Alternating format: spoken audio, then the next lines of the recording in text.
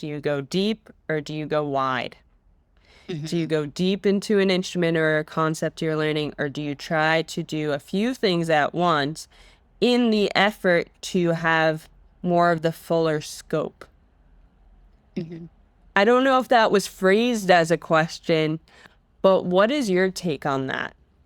I like that approach. I like it a lot. And you can experiment in both ways, I think, because you can either try something really complex, but really a small segment so that you can succeed in it. Or you can try a larger segment, but do something a little simpler, right? So I think both approaches can work depending what you're trying to work on. Yes.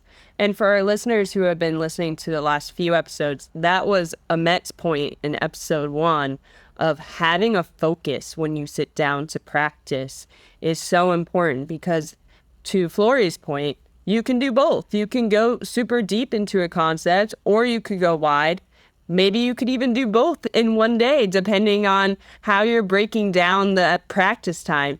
But knowing what the intention is, maybe writing it down as Amet was suggesting in a practice journal, can yield really strong results.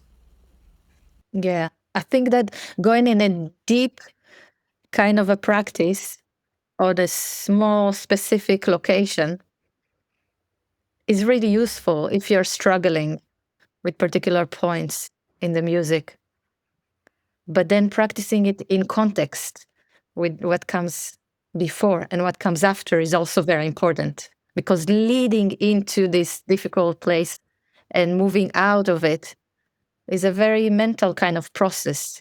And you need to make sure that you're able to process everything in real time. Absolutely. And I would even make that more macro as well. You can go super deep on an instrument for a while.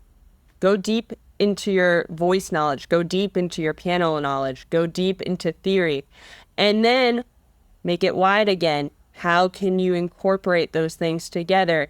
Maybe have a practice week where you do one day each so that you can see how you're progressing side by side and each one. One struggle for me has been again, I have a fair bit of voice knowledge, so I can always go deeper into that. But then when I sit on the piano, yes, I can play for myself, but it doesn't always match up. So having that side by side comparison of, okay, this is where my voice knowledge is, this is where my piano knowledge is. Can I get them to be closer to each other? And maybe they'll not ever be 100% equal, but I think they can get close enough that the listener won't hear it. Mm-hmm. Yeah.